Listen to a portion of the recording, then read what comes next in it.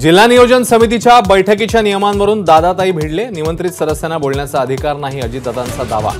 तर आम्हाला बोलण्याचा अधिकार, सुप्रिया सुळेंनी ठेवलं सरकारी गॅझेटवर बोट। जिल्हा नियोजन समितीच्या बैठकीत पवार काका पुतण्यांमध्ये दुरावा। शरद पवारांपासून 2 खुर्च्या सोडून अजित पवार बसले। बैठकीत पवार सुप्रिया सुळेंकडे बघणंही अजितदादांनी टाळलं। पुणे जिल्हा समितीच्या बैठकीत सुप्रिया सुळे आणि सुनील शेळकेंमध्ये खडाजंगी। मावळप्रमाणे बारामती शिरूरलाही निधी मिळावा सुळेंची मागणी, तर शेळकेंचाही पलटवार। अजित पवार गटाचे जुन्नरचे आमदार अतुल बेनकेंनी घेतली शरद पवारांची भेट। राजकारणात काहीही घडू शकतं, साहेब आणि दादा एकत्र येऊ शकतात, बेनकेंच्या विधानाने वेधलं लक्ष। विधानसभेसाठी भाजप उद्या रणशिंग फुंकणार। केंद्रीय गृहमंत्री अमित शहा करणार मार्गदर्शन। विरोधकांच्या खोट्या नरेटिव्हवरही राजकीय प्रस्ताव मांडला जाणार। भाजपच्या प्रवक्त्यांना उत्तर देण्यासाठी काँग्रेसचे प्रवक्तेही मैदानात। काँग्रेसकडून प्रवक्त्यांची नवी यादी जाहीर। 41 दिवसात आचारसंहिता लागेल, जोमाने कामाला लागा। ठाकरेंच्या संपर्क प्रमुखांना सूचना।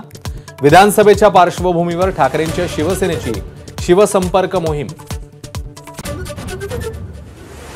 अदानींना झेपत नसेल तर धारावीचे टेंडर रद्द करून नव्याने काढा, उद्धव ठाकरेंची मागणी। तर मुंबईला अदानी सिटी करण्याचा मोदी शहांचा डाव असल्याचा आरोप। 3 वर्षांपासून बेपत्ता असलेल्या व्यक्तीचा फोटो मुख्यमंत्र्यांच्या जाहिरातीत। विरोधकांची सरकारवर टीका, तर जाहिरात आपली नसल्याचं सरकारचं स्पष्टीकरण।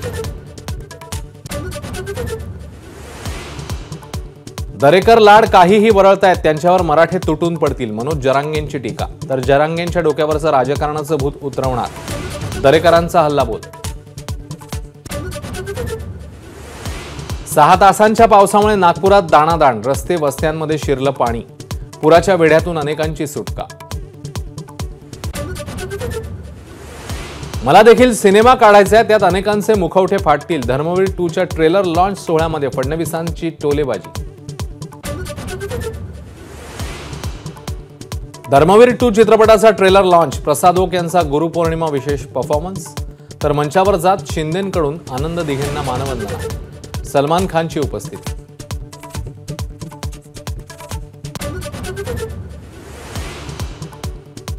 प्रख्यात शास्त्रज्ञ डॉक्टर विजय भटकरांना 2024च्या पुण्यभूषण पुरस्काराने सन्मान।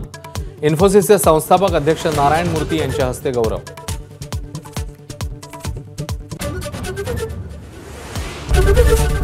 एबीपी माझा, उघडा डोळे बघा नीट।